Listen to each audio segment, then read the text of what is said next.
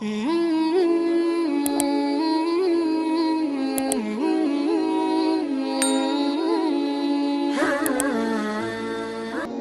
कछोचवी अलैहि रहमा का वाक़या बयान किया करता हूँ। उनसे एक मुरीद ने कहा, हजरत नमाज पढ़ता हूँ लुत्फ नहीं आता। तो आपने फरमाया इसके बावजूद पढ़ते तो हो ना? कहा जी वो तो अल्लाह का हुक्म है, वो तो पढ़ता ही हूँ। तो हजरत मुहद्दिस कछोचवी अलैहि रहमा झूमने लगे, कहा वाह वाह, तुम फिर लुत्फ के बंदे नहीं रब के बंदे हो। लुत्फ नहीं भी आता तो फिर भी पढ़ते हो, इसका मतलब तुम लुत्फ के लिए नहीं पढ़ते, तुम तो रब के लिए पढ़ रहे हो। तो मियाँ ना भी खुशू पैदा हो फिर भी नमाजों की मुहाफजत की जाए। जब अल्लाह का नुमाइंदा पुकारे हय्या अलस सलाह हय्या अलल फलाह, सुस्ती हो, कसल हो, बीमारी हो, जी नहीं भी चाह रहा फिर भी उठ के चले जाओ। क्यों जा रहे हो? अल्लाह का हुक्म है। अल्लाह अकबर। तो नमाजों की मुहाफजत जरूरी है। उस शख्स से बड़ा बदनसीब कोई नहीं कायनात में जो शख्स अल्लाह की हुजूर झुकना नहीं जानता।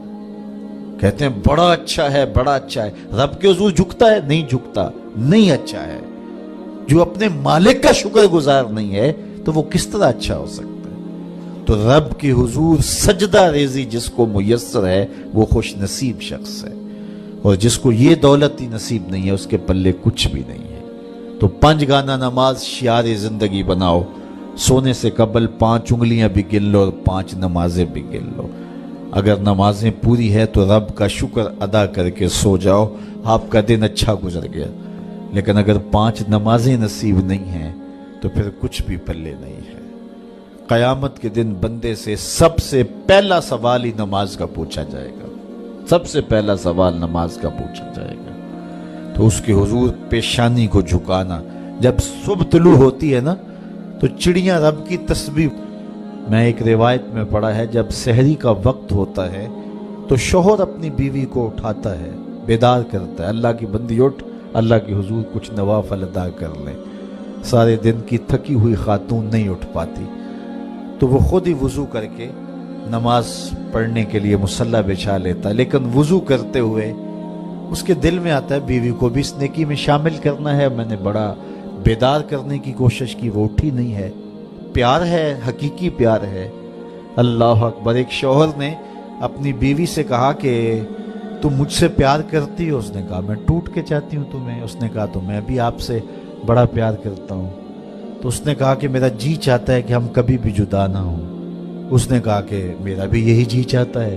उसने कहा फिर नमाज पढ़ा कर, अगर नमाज नहीं पढ़ेगी तो तू जहन्नुम में होगी, मैं जन्नत में होऊंगा। इसलिए अगर हम इकट्ठे रहना चाहते हैं तो फिर हमें नमाज पढ़नी होगी। तो उसका जी चाहा, प्यार तो ये है ना कि मेरी बीवी कहीं महरूम ना रह जाए। तो वो चुल्लू में थोड़ा सा पानी वुजू के बाद ले आया और अपनी बीवी के चेहरे पे छिड़क दिया और खुद मुसल्ला बिछा के नमाज पढ़ने लगा। अब बीवी उठी देख कर तो शोहर नमाज पढ़ रहा है तो वो भी जल्दी से उठी। तो उसने वुजू किया और शोहर के करीब ही मुसल्ला बिछा लिया। जरा तसव्वुर तो करो उन लम्हों का कि सहरी है, कोई देखने वाला नहीं है।